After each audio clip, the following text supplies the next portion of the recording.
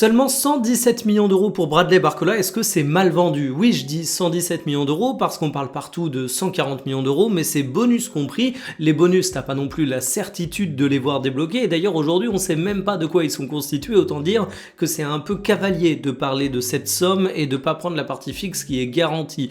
Je vous ai fait la transcription parce que évidemment, les montants évoqués dans The Athletic sont en livres sterling, mais en fait, il y a un vrai paradoxe là-dedans. Le paradoxe, c'est que sur le papier, avant le début du mercato estival, j'aurais dit que c'était une vente absolument fabuleuse pour le Paris Saint-Germain parce que ça reste une somme absolument incroyable. Et d'ailleurs, quand on regarde la plus-value réalisée par le Paris Saint-Germain, je vous mets un visuel qui vient du Footballogue. Ça parle certes du montant avec les bonus compris, mais tu l'as acheté 45 millions d'euros, donc évidemment, c'est une bascule financière majeure.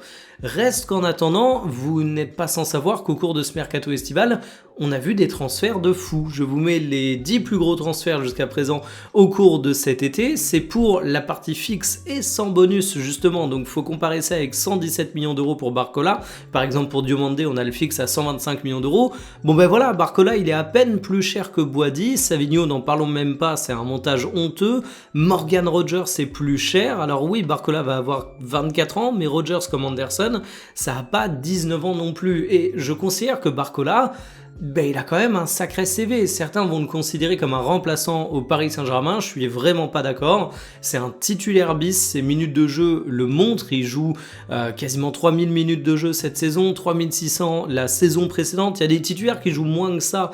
Et puis, on lui proposait au PSG un salaire de véritable titulaire pour prolonger. Le PSG voulait garder Bradley Barcola. C'est un mec qui est titulaire avec la France, qui est quand même une nation où il y a de la concurrence. Et en plus, il vient de remporter 2 Ligues des Champions.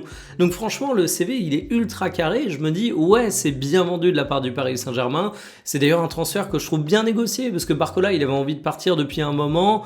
Le PSG l'a pas bloqué, le joueur a pas forcé son départ, ça s'est fait en bonne intelligence. J'ai envie de dire bravo à tout le monde là-dedans, mais quand je vois certains transferts, je me dis que ouais, la prime aux très jeunes joueurs ou aux transferts entre clubs de première ligue, ça fait que je le vois pas aussi positivement que j'aurais pu le voir avant l'été. Bon, je vais retenir la plus-value, je vais retenir un joueur qui va dans une destination qui fait sens, je vais retenir un Paris Saint-Germain qui gère bien son effectif, mais un peu plus haut, ça m'aurait pas paru abusé, très loin de là.